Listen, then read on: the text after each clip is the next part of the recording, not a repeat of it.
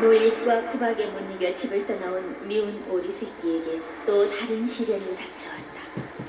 심한 추위와 눈보라는 정말 견디기 어려운 것이었다.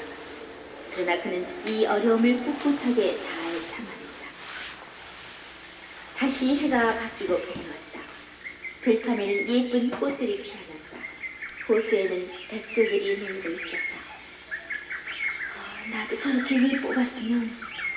미운 오리 새끼는 눈부시게 하얀 깃털을 가진 아름다운 백조의 모습을 부러워하면서 그쪽으로 다가갔다. 차라리 아름다운 백조들 틈에서 죽는 것이 낫겠다고 생각했기 때문이다. 그러나 미운 오리 새끼는 물에 비친 자신의 모습에 깜짝 놀랐다. 미운 오리 새끼는 그제서야 자기가 오리가 아니라 백조라는 사실을 깨달았다. 그래, 난 백조인 거야. 어디서 태어났든 간에 백조는 언제까지나 백조일 수밖에 없는 거지. 그래, 난 백조인 거야. 어디서 태어났든 간에 백조는 언제까지나 백조일 수밖에 없는 거지. 미운 오리 새끼의 이 말은 바로 안델센 자신이 스스로에게 했던 말이다. 어느 날 안델센은 우연히 물에 비친 자신의 모습을 보고 이제는 더 이상 자신이 가난하고 못 배운 안델센이 아니라 촉망받는 유명한 작가 안델센임을 깨달았다. 코펜하겐에서 서남쪽으로 약 60km 정도 떨어진 기셀페르투스토원입니다. 조용하고 평화로운 이곳에 머물면서 안델센은 자신의 대표작이자 또 자기 자신의 이야기이기도 한 미운 우리 새끼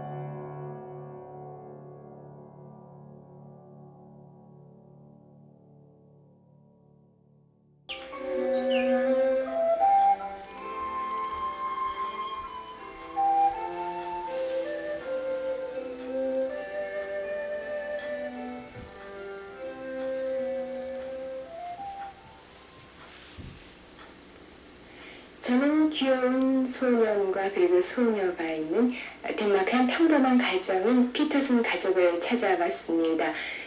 이 단란한 가정 속에서 덴마크 한 단란한 가정 속에서 안델센이 얼마나 사랑을 받고 있고 또 덴마크 어린이들은 안델센에 대해서 어떻게 생각을 하고 있는지 알아보도록 하겠습니다.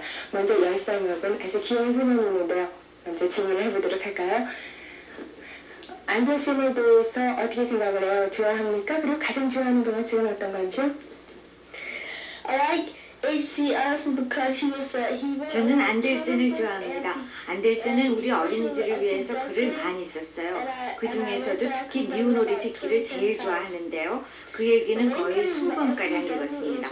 미운 오리 새끼의 요점은 오리 우리에서 태어나도 백조는 즉 백조라는 점이죠. 안델센은 그가 태어난 덴마크에서 자라났습니다. 그가 살던 거리와 노란 집은 지금은 기념관이 돼 있어요. 안델센의 유명한 두 작품은 미운 오리 새끼하고 성냥팔이 소녀가 있죠. 엄마가 가끔 안델센 동화책 읽어주세요. 우리 엄마는요, 밤마다 제가 잠자리에 들기 전에 재밌는 이야기를 해주시는데요. 안델센과 미운 오리 새끼에 관한 이야기들이에요. 안데센의 동화책이 부인의 어린 시절에는 어떤 영향을 끼쳤고 또 그것이 자라면서 어떻게 바뀌었는지 그리고 안데센 동화책이 부인의 자녀들에게 왜 중요하다고 생각되는지 말씀해 주세요. For me was Hans Christian Andersen a famous book reporter. 안데센은 제게 아주 뛰어난 책을 쓴 이야기 작가로 기억되고 있습니다. 성냥팔이 소녀와 미운 오리 새끼 같은 이야기는 매우 훌륭한 작품으로 뇌리에 남아있죠. 내가 생각하기로 그는 그 자신의 이야기를 작품에서 하는 것 같아요. 안데센은 매우 진솔하며 그가 하는 모든 이야기는 마음속으로부터 우러나오는 것이라고 봅니다. 특히 성냥팔이 소녀와 같은 가난하고 비참한 내용을 다룬 작품은 안데센 자신의 과거와 가난하였던 생활상을 보여주고 있다고 저는 생각합니다. 안데센의 이야기는 우리 집안에도 깊이 들어와 있어요. 저는 10살 박이, 6살 박이 우리 아이들에게 자주 안데센의 얘기를 들려주곤 합니다. 미운 오리 새끼나 성냥팔이 소녀와 같은 작품은 참으로 슬프고도 감동적인 이야기가 되어주고 있죠. 안데센은 이와 같은 종류의 내용을 담은 많은 책을 남겼는데요. 책을 읽은 사람들은 깊은 감명을 받고 장차는 그들의 아이들을 위해서 그 책을 읽어줄 거라고 생각해요. His style, and therefore they are going to read him for the children in the future. 안데센의 이야기들이 비단 자라나는 어린이들뿐만이 아니라 그 어린이들이 다 자란 후에 살아가는 생활 속에서도 어떤 의미를 갖는다고 생각하는지 선생님 자신의 그 경험을 비춰서 한번 말씀해 주시겠습니까? Yes, Hans Christian Andersen was writing about his real life. 안델센은 그 자신의 실생활을 담은 작품을 썼습니다. 제가 어렸을 때 안델센을 접할 경우 재미있게 읽고 조심스럽게 듣긴 했어도 그 당시엔 속에 담긴 의미를 진지하게 생각하지는 않았습니다. 나중에 좀 더 자라고서야 그가 무엇을 쓰고자 했던가를 생각하기 시작했습니다. 제가 어려운 일을 당했을 때 안델센이 작품에 담고자 했던 의미들은 제게 큰 도움이 됐습니다. 그리하여 지금에 이르러서는 나의 자식들 또한 그의 동화에 담긴 뜻을 배우는 것이 매우 중요한 일이라고 생각하게 됐습니다. 그의 작품에 담긴 주제가 그들을 도와줄 것이라고 여기기 때문이죠. 그들이 자라 어려운 상황에 처했을 때도 안델센의 동화는 여전히 소중할 것입니다. I think it will make their life easier and better.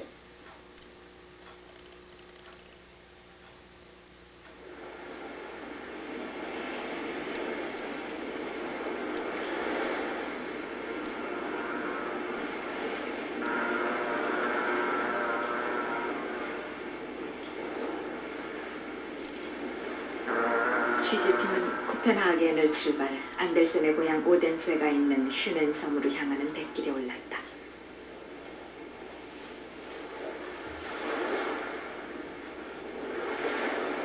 한 동화 작가가 건너던 백길이었을까? 햇빛이 바다에 부서져 빛으로 출렁이는 발트해협은 작가 안델센의 동화 세계처럼 영롱하게 빛나고 있었다.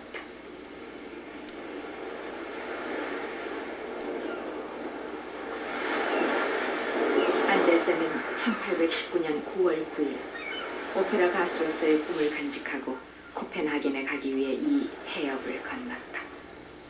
그는 훗날 그때의 흥분을 그의 자서전에서 그날은 내가 다시 태어난 날이었다 하고 서술하고 있다.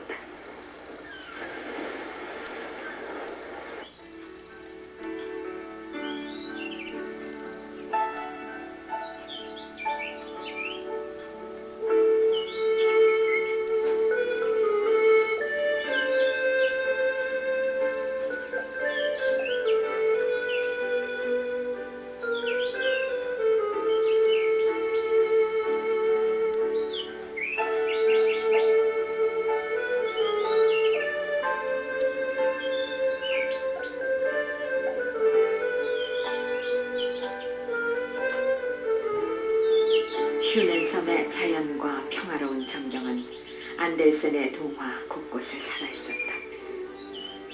눈의 여왕에게 잡혀간 친구 카이를 찾아 나선 게르다가 지나간 넓은 들판. 그 들판 가운데 있는 조그마한 초가집들. 어릴 적 안델센이 뛰어놀던 휴넨 섬의 자연은 이렇게 그의 동화 속에서 다시 재현되고 있다.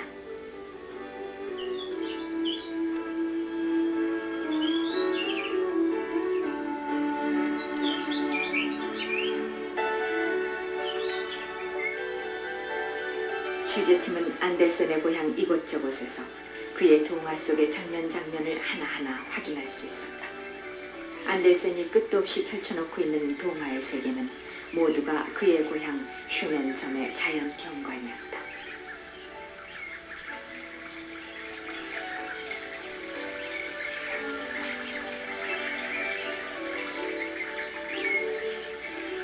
안델센은 이런 환경 속에서 자라며 풀과 이야기하는 법을 배우고 새의 노래를 듣는 법도 터득했다. 그래서 안델센의 동화 속에서 꼬마 투크는 암탉과 이야기하고 수양버들은 햇님의 이야기를 듣는다.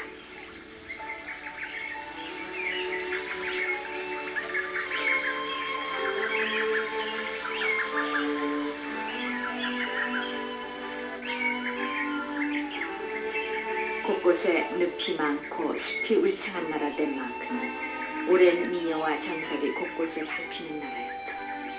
그것은 안델센에게 그의 공상의 세계를 풍부하게 키우는 밑거름이 됐다. 그래서 그의 동화 속에서는 들녘에서 요정들이 깔깔대고 음산한 숲길에서는 마귀들이 희죽희죽거린다. 인어공주와 아그네테를 비롯한 안델센의 많은 동화 이야기는 덴마크의 전설이 중요한 소재가 되고 있다.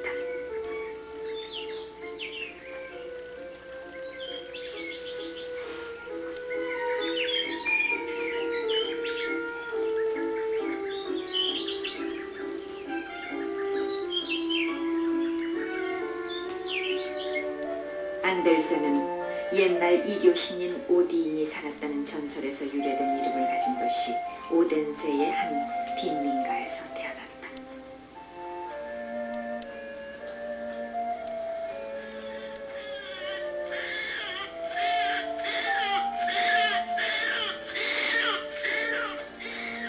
(1805년) 그가 태어난 생가는 초라 하나 빛난다. 지금은 기념관이 돼 있는 이곳에서 안델센은 가난한 구두 수송공 아버지와 빨래품을 팔고 있는 어머니 사이에서 죽은 백작의 시체를 놨던 관짝을 고쳐서 만든 침대 위에서 태어났다.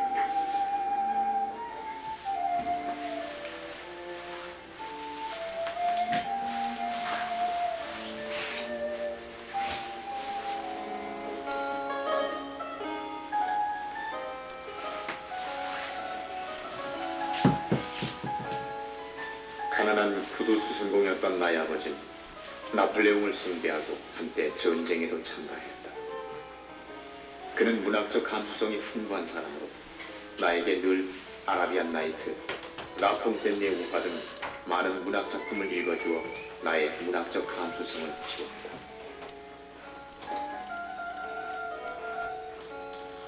어머니는 무식했지만 하느님을 열렬히 믿는 분이었다. 그래서 나에게 하느님에 관한 얘기를 늘 들려주었다.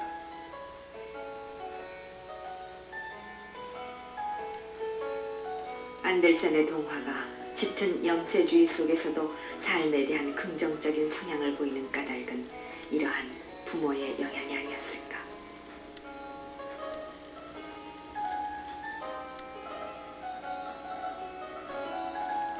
안델센의 생가는 1905년 그의 탄생 100주년 때 기념관으로 개관됐다.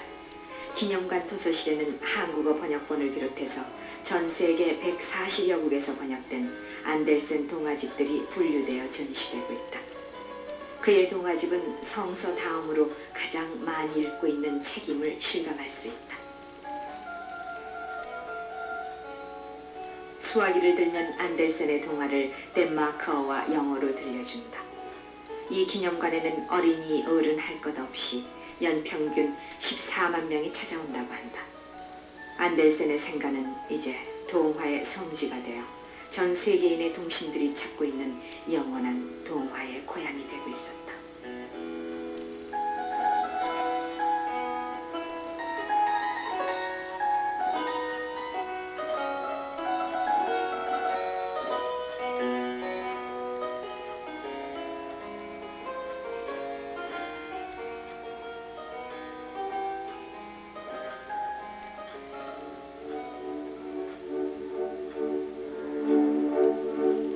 안델센은 생가에서 첫 돌을 보냈을 뿐 그가 코펜하겐에 가기까지 대부분의 생활을 보낸 것은 생가에서 조금 떨어진 몽크밀레 거리 3번지에 있는 집에서였다.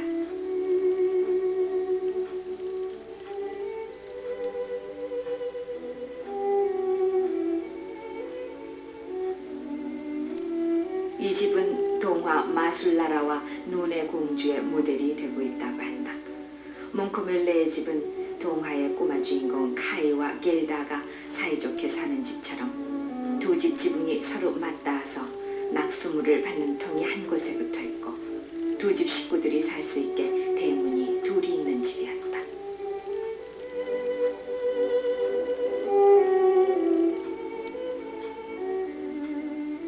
안델센이 코펜하겐으로 떠나기까지 그의 소년 시절의 대부분을 보냈던 멍커밀레 거리에 있는 그의 집입니다.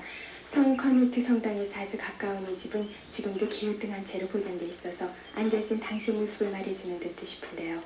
작업장을 겸한 조그마한 방과 그리고 부엌, 이렇게 보잘것없는 집이지만 이곳에서 그는 종이오리기와 연기놀이를 하면서 그의 상상력과 그리고 꿈을 키워나갔습니다. 비록 방 하나 부엌 하나였지만 당시 나에겐 무척 크고 넓었으며 흥미로운 집이었다. 안델센이 그의 자서전에서 묘사처럼 방 하나 부엌 하나뿐인 몽크밀레의 집. 그러나 이곳의 작은 공간에서 안델센은 종이오리기 놀이를 하며 공상의 세계를 키워나갔다.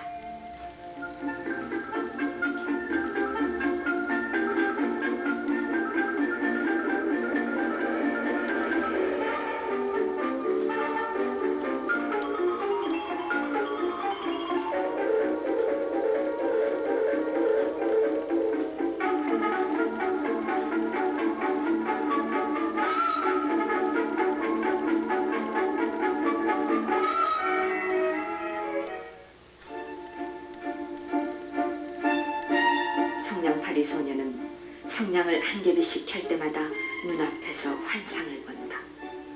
그녀의 마음대로 성냥을 한 개비씩 켤 때마다 할머니가, 칠면조 요리가, 크리스마스 트리가 나타난다. 안델센의 가위는 마치 성냥팔이 소녀가 본 모든 환상을 그의 눈앞에 창조해내고 있었다. 춤추는 인형, 괴물, 성문. 안델센의 온갖 공상의 세계는 마치 성냥팔이 소녀의 환상처럼 펼쳐지고 있었다. 취재팀은 안델센 동화의 무궁무진한 상상의 세계가 종이오리기의 결과였음을 확인할 수 있었다. 그의 종이오리기 작품은 오늘날 피카소나 끌레의 초현실주의 미술의 선구적 작품으로 평가되고 있다. 안델센은 평생 가위를 손에서 놓지 않았다. 동화는 영원히 동심의 세계 속에 살 수 있는 자만이 쓸 수 있는 작품이 아닐까.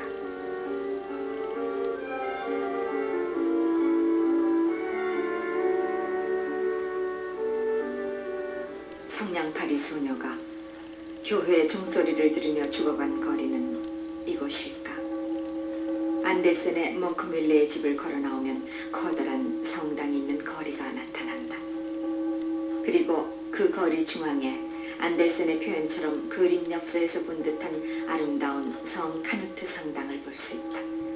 이곳은 안델센에게 분홍신의 주인공 칼렌의 추억을 간직하고 있는 곳이다. 누구나 다 칼렌의 발만 바라보았습니다. 현관을 통해 교회 안으로 들어갔을 때는 예수 그리스도의 초상화까지 칼렌의 분홍신을 쳐다보고 있는 듯 했습니다.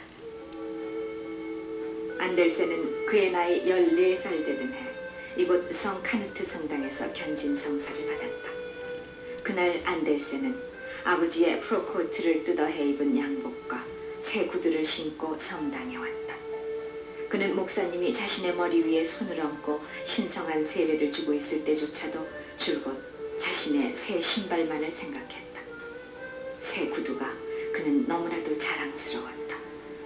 그러나 아무도 그의 새 구두를 봐주는 사람은 없었다. 그래서 그는 바지를 구두 속에 집어넣고는 교회 안을 이리저리 뛰어다녔다. 그때의 추억이 동화, 분홍신의 모태가 됐다.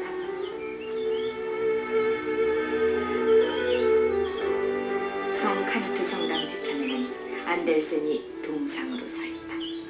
오덴세 강이 흐르는 이곳은 안델센이 어린 시절 뛰어놀던 곳으로 오늘날은 동화의 정원으로 불리고 있다. 안델센은 세탁 부이던 어머니가 빨래를 하는 동안 이곳에 강 둔덕에서 목청을 높여 노래를 불렀다. 그래서 그의 노래를 듣는 사람들은 안델센을 가리켜 오덴세의 나이팅게일이라 하고 칭찬을 대받다. 성 카누트 성당에 비치고 있는 오덴세 강은 늘 안델센의 마음속에 살아 움직였던 동심의 흐름이 아닐까. 안델센은 이곳 오덴세 강을 인어공주가 다니는 길로 생각했다고 한다. 바닷물은 아름다운 국화 잎사귀처럼 파랗고 맑은 유리같이 깨끗해 보입니다. 그곳에 인어들이 살고 있었습니다. 맑고 파란 오덴세가 아마도 안델센의 동화는 혼탁한 우리 마음속에 언제나 흐르고 있는 오덴세의 간줄기인지도 모른다.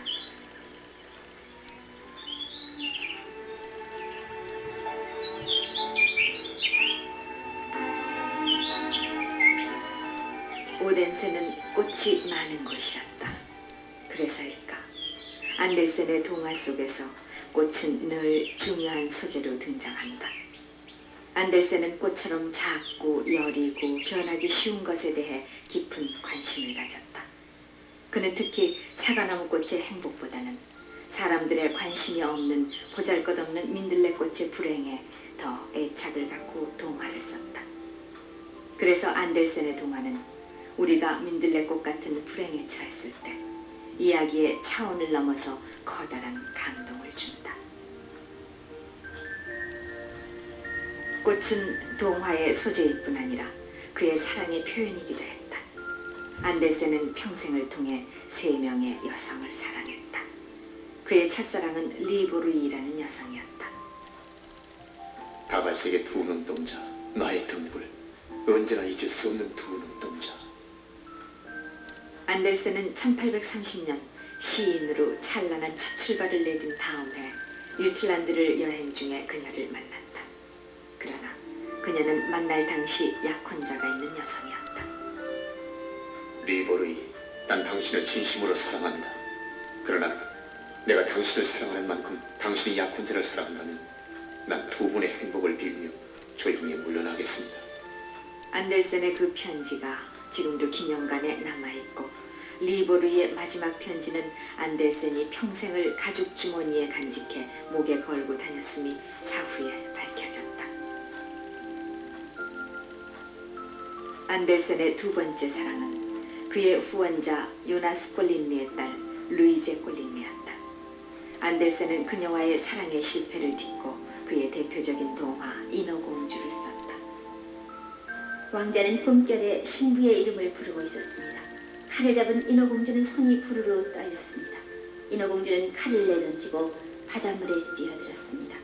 인어공주는 자기 몸뚱이가 물거품이 되는 것을 느꼈습니다. 물거품으로 사라져간 인어공주는 루이제 꼴린느를 사랑한 안델센의 마음이었다.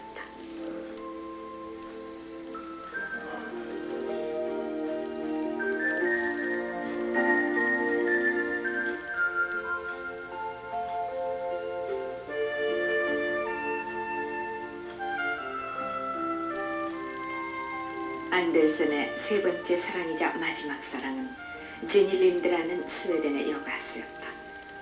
그녀는 스웨덴의 꾀꼬리로 불리는 가히로, 안델센은 그녀와의 사랑의 체험으로 동화 나이팅게일을 썼다고 한다. 영원한 동화의 아버지 안델센의 동심은 오직 동화를 쓸 수 있는 마음이었을 뿐 여성의 사랑을 쟁취하는 데는 언제나 실패로 끝났다.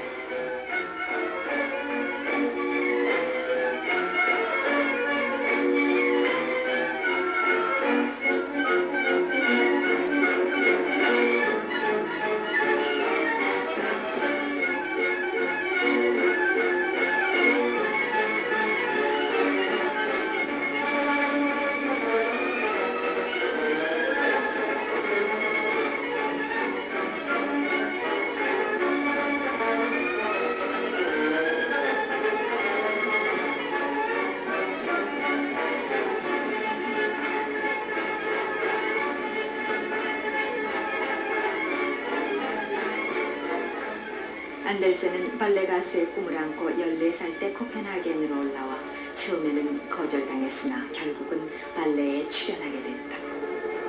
그는 그의 이름이 처음 인쇄된 프로그램을 집에 들고 와 촛불에 비추어보고 또 보고 했다고 한다.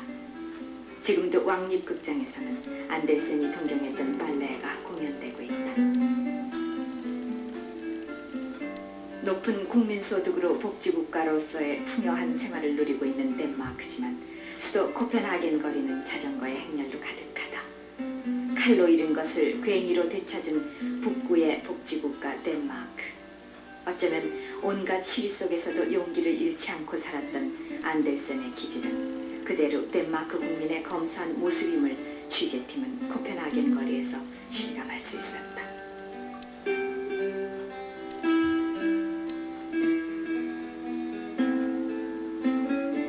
안델센은 코펜하겐에서 안델센 대로로 불리는 가장 번화한 중앙로에 동상으로 앉아있다. 마치 그가 14살 어린 시절 꿈과 희망만으로 무작정 찾아온 그때의 추억을 생각하고 있듯이 이곳 코펜하겐의 한 골목에는 안델센이 비좁은 다락방에서 마치 미운오리 새끼처럼 춥고 쓸쓸한 생활을 하던 집이 아직도 남아있다. 니콜라이 중탑이 바라다 보이는 이 빙가르드 거리가 안델센이 코펜하겐에서 어려운 생활을 하면서 걷던 거리입니다. 제 뒤로 보이는 6번지에 있는 맨 꼭대기 다락방에서 생활하던 그때의 추억으로 그는 후에 그림 없는 그림책에 가난한 화가를 그리게 됩니다.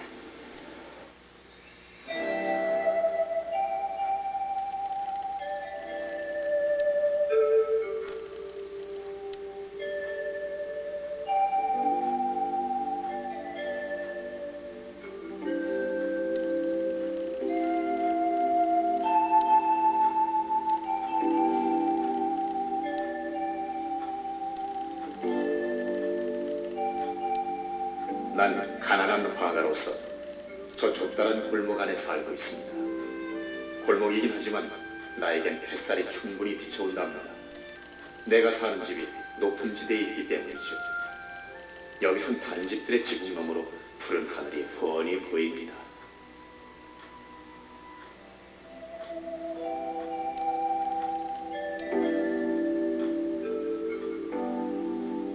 달님이 매일 밤 다락방의 화가를 찾아와 자기가 본 세상의 이야기를 들려주는 아름다운 동화, 그림 없는 그림책은 바로 이곳에서의 체험이었고 화가는 안델센 자신이었다.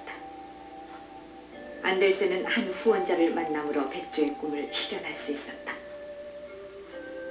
그는 나의 제2의 아버지입니다. 안델센이 그의 자서전에서 쓰고 있듯이 안델센의 몇몇 후원자 중에서 요나스 꼴린느는 그의 평생의 후원자가 됐다. 그는 당시 왕실극장의 감리이며 추밀 고문관이었다. 안델센은 그의 도움으로 정규 교육을 받아 동화작가로서 성장할 수 있는 발판을 만들게 된다. 그는 하늘 높이 치솟아 세상 사람들이 다 쳐다보는 큰 새가 될 것이다. 어느 날 오덴세는 그를 위해 휘황하게 불을 밝힐 것이다.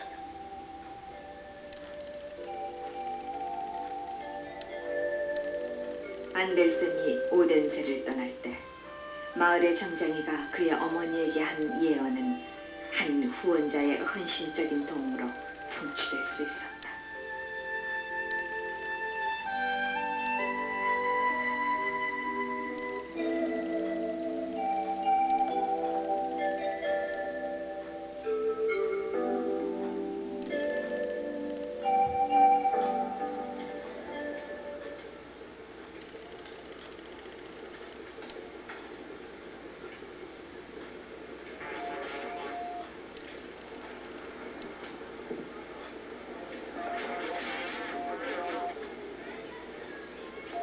길 가운데로 운하가 흐르고 있고 주변에서 많은 사람들이 쉬고 있는 이 한 거리입니다. 이 아름다운 거리의 조그마한 아파트방에서 안델센은 빈곤과 시리 속에서 그의 첫 동화를 썼습니다. 그는 이 거리를 몹시 사랑했고 그래서 코펜하겐에서의 대부분의 생활을 바로 이 거리에서 지내게 됩니다.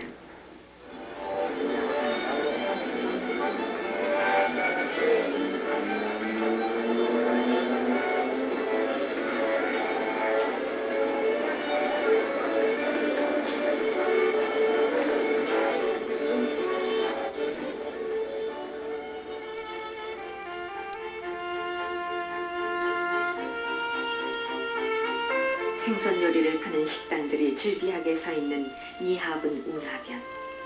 이곳은 코펜하겐의 대표적인 환락거리로 많은 사람들이 찾고 있는 곳이다.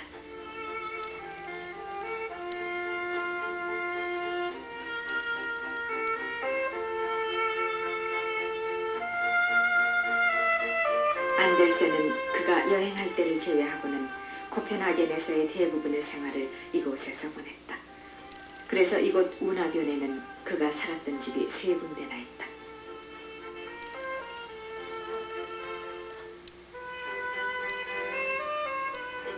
그는 이곳 니하븐 운하변 풍경을 매우 좋아했다. 그 까닭은 이곳에서는 언제나 바다를 볼 수 있고 운하를 드나드는 배들은 먼 미지의 세계에 대한 그의 호기심을 충족시켜 주었기 때문이다.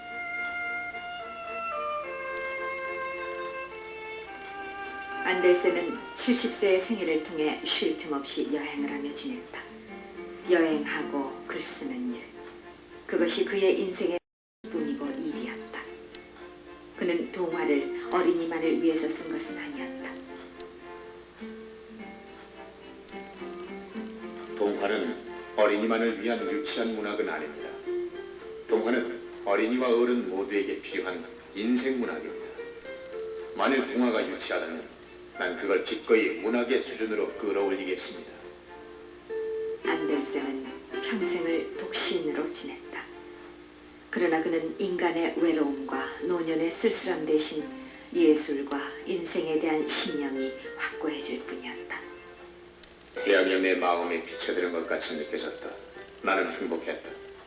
이곳저곳을 헤매는 부평초 같은 생활 속에서도 내 심령은 변하지 않고 마음엔 평화가 깃들어졌다. 그의 평화롭고 순진한 동심의 세계는 그가 여행할 때 가지고 다녔다는 밧줄에서도 잠시 엿볼 수 있다. 그 밧줄은 위험한 상황이 생기면 사용할 탈출 장비였다고 한다. 가난한 구두 수성공의 아들로 태어나 만년에는 유럽 최대의 문인으로 추앙받았던 한스 크리스티앙 안델센. 그는 제 참모습을 찾은 동화 속의 백조처럼 한 시대를 동화처럼 살다 간 사람이었다.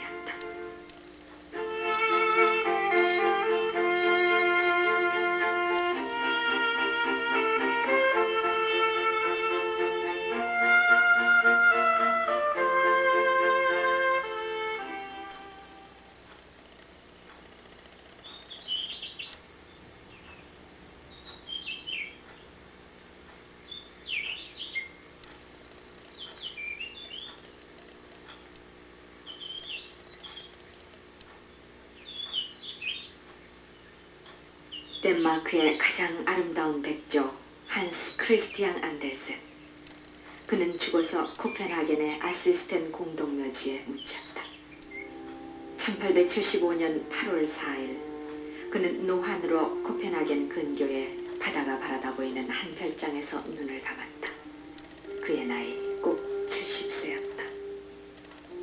그를 간호했던 별장 주인 메르키오르 부인은 간호일기의 맨 마지막 페이지를 이렇게 적었다. 지금 막 빛은 꺼졌다. 얼마나 행복한 죽음인가. 11시 5분. 사랑하는 친구는 마지막 숨을 거두었다.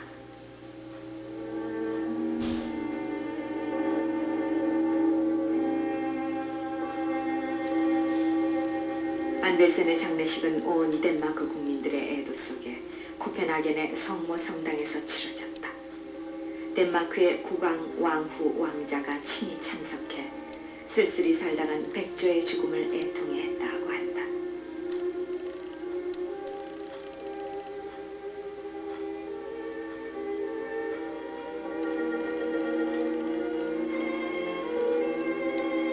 아시스텐 공동묘지에 잠들고 있는 한스 크리스티앙 안델센.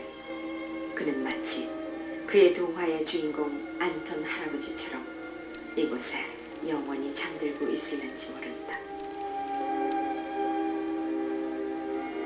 자, 나는 잠든다. 잠든다는 것은 참으로 좋은 일이지. 내일 다시 기운차게 일어나는 것. 얼마나 장한 일인가. 얼마나 신기한 일인가. 사랑으로서 노래 부르는 나무가 이렇게 무속이 전하고 있으니